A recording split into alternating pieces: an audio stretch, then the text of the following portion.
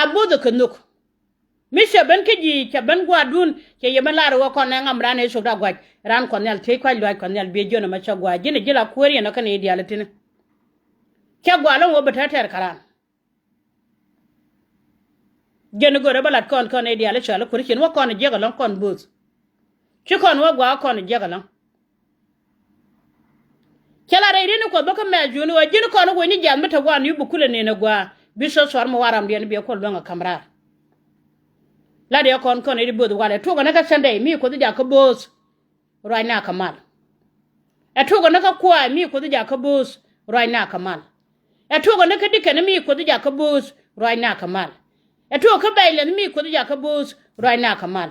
atugo ka ler mi ko ja ka bus roi na kamal atugo ka pasor mi ko ja ka bus roi na kamal chuna roi ke der ka chuna roi ke lia ka chuna roi ke cher ko korodien e shia bible me mo ko le bona ne ko nel ten go en mi se wa charan mama mol dia doran kon wertel gwallo korse kon yere pon lo ko doran gino daranak nyere lo ko nyira na be gino de liu akel mi se kon o gwa jelon goro wo me ni nyur kon e la bo lo ko chulen liang nyam len no wo mi se ko ja ka kore ne me ala jan kon nyal ni solomon en wo kon nyal kan gadi wele mwana ti che ja ka kore ko moy pel bara to duel isirwe ran ko nel bu ko changni bu ko chungni ka mi lor ko kan bible me jeno ko la kwena ko war kan changder ko te tulo ko ra ide akel balari ya ko ne ide la bu ko na jegala ki kon wagwa kede jo yen men boni ara la ra ke chawde be jo na me chagwa gaje jilam ne guji ko rshu adu long lam ni ja guji ta nan teja en meta ka di me shodo kon ga kana pastor kan dika da kablo ki ga kana pastor kablo ada me ki ga ku ko don ngala wan wa ka 2 year wa year sha ko ne ral che di de lo ka biya chu cha jir ka da la pin sha re lo ko en ponen mama mal li al cho mani wu dara ka dwar ka je ye shar lo de yan ga yan pastor ko ro kena goro de yan ga yan pastor pastor chwela gajalo chwelu ni nyure be nyur chwa pastor je chador de goro no yen man pastor dial gweje jalen jel ke shawkun yen man banyele ni dial gweje jale jel ke shawkun to shawkun na chida lam ni jagu jina mo me chagwa ne ke jimone mene ko ken cha bagwa kaja ne ri rai kon ngare duel ko ne kon nyal chiga gad kon ka chiga man kon rai ra na community bi rai ke char kon nyal chu rai ke widu den ko mo ke la ndar kon nyal be jidwech jira me bodo mane be ko de dwech jene chala re ni ko de tin go lu ba lung ne ke ken kon idia la booth be ko le ben pen ka so tena ria da mo na nga koro du ke jira mo ne wa kon jegalon kon bus mera ude ente ora Michelle nga gadan do mas ala kon tugduen mi chwale je kan logo lokoro da ne kon tukti ne ko ken ko lokoro dia ko je ne gwa ba kon ko la nang tinone da mai cha kon jono wa ye ne dial time biet ene lo da goro gwa bene je ene ye kula jo yan gad ka diale chi jere chi ni kuna chiran gad ga ban pin benye gad pin ko ri rawle daga ka shar ko la gwadam ne ka ben chonkon wodi gad ku di si wo ko jini biya wote ri wunu che wa men ter ye long wa te yen kare wunu me di de long yene diale tong mane chiran choro ban pin be chora men chi chi ga ban pin ba ma je tong mane men nyama wa dundun me di long mo yandi na je ko cha bele te ba cha ne ga Facebook te yen donye je ba cha ne Facebook na dia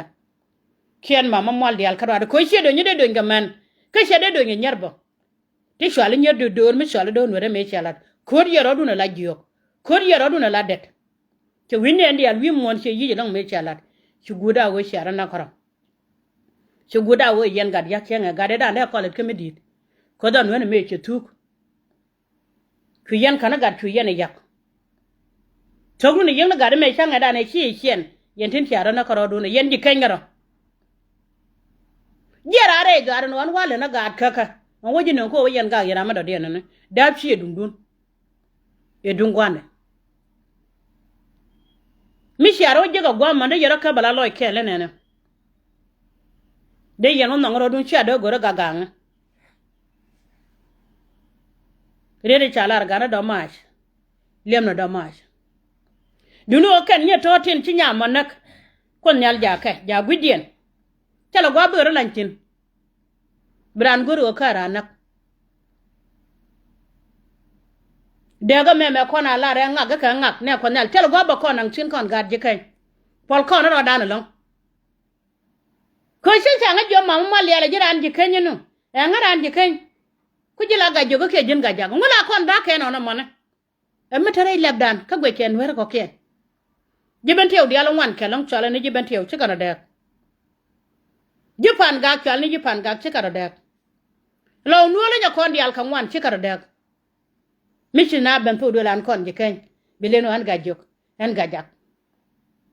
boar medin makan menene ya boar medide long birija be jeng na kon tina de birija ben be jeng na kon tin ba kon nang tiel ba ko lele ngu min nak sukti ni ko na den ka je ngu ko ro dana no karam kon tin mu chala do ange ga me ci gonda liu fe yalo pi de biadit yala woni ki akwe ne tedede ngu nyir ko ro dana na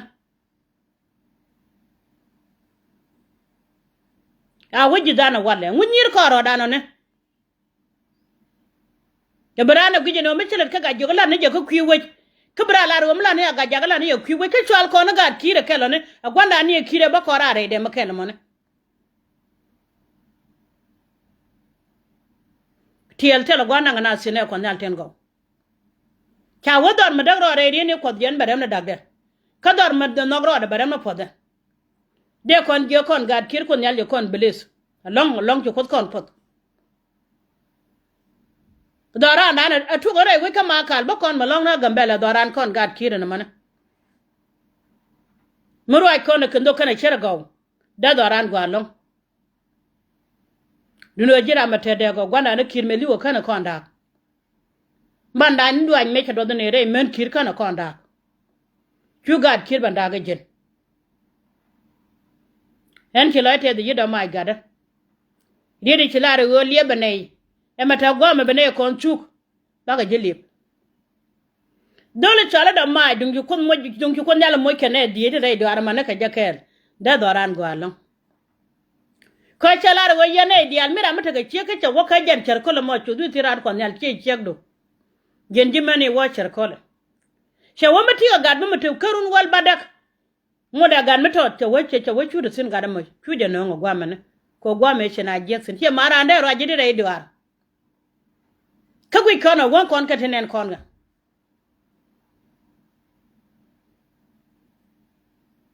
kaya bana yen mana wore lo ko kina rodien no ngunyo dago ka kanye na rodien wo bana te yon malakan war kan wan kina muto ga dorje kan kayen te to go ke da wi mo na makale to go yen ga je kan kai ci anyong no ga daga yen ke su ke ne ko ke wo bana te mi shwala nur mi shenar wo golo bol to yen ga je kan kanyo yen daga ta mala yen ba na magoro go bana nyuchin dor gwarngwa te charwin mi di che goro na mane ko jila mi ja tugun wona meme che to gone buguda wa wodi lam ni apal mi te mi ci charan wo blalet ran ko nyal mi nyam ko no sine pan en wo ko nyal ne di ali no ngi wo bi ben nyute de do bi kay yene di de kana maguda lengu e magor gwen magwa ko kon kaba kona guyen wo duwar mi chirana chare dung dan kon dal chi dung ram ken jin chu dole de ko bu kwara jin che sung le la kagdu moja kwara go ko biya daga sukte ni kon kan an wandiya doran ko le da gwa e jen chu mede chum kon che mara ude de ya long yan mana da badiya ka chane nen ka ga da kon rai chi rai kana en wo cha de mi swala da ma sere ke le da ma sere ke le cha nong re mi swala jube kamara da mede lariye alaga bodia dita ka America dita ka Canada chi wo bor chi wo fen mara chodan ta chi chub da we ke jubu gad barga dal dial chige jien fio widian ka warap kene kor sha tere gwa wana pin bana kor ma water e benwar kon wallang tere me ala gad yona ma sebene en wo gane bianga moy ko ti kis ka biara ban gong nyamda jane kan o kan lat ka bana ko ne kan jaro la ken pan ken nuari kan bedor ken wada to ko be kon mo ki yewto ngwan kore abetong no ka juba na mo ngane ba jen kore da ne wa chala na munde e waram de sin ba goru wo che de sin karam chi de sin ba goru wo te che jen kore ja misu ko ara dan kon jiso so dan ka ci gwadon ko bar to misi bana me gut ka so dan ko gweje don an wara karo den ela gwada mi dit kede yo mi jin gan wara ko do loy du ka teng ne na kon to yun mis ka kam go mo cer kere de chalar pana yer ga de ne yer en wajin mi tie kam ta do dun munne ta ro dun chakene ko chang ba to chala go pal ka ka jam nyogan mi chetu 2013 ne dan jan nyogan le na mata ke yene dia le jubu ka kam ni lianga gwaran ci lin ko wona me mala jam ko ke lo de ne ko nyal kala an wara pal ba ko chungni wo nyodya ko nyal bela wo nyodya en mi chalat gene go ra babalat kon ene don wara ra chadak mi jin gan wara ta lo du ko nok do mi shala do wara ran ko nyal gwin mo mata ka ba mi garana tet ko na kalor ko dub dia da lo arkake kon mi se wa chada wude mem dol ta mem me chali e ma bior garanga ya jal kor kuma ka gwa long me chedit ko dol mi chal ten chana nen ko ne dia la dor ne ten me na ka ten mi le de redi go me chu kon jiga ten chana nen ten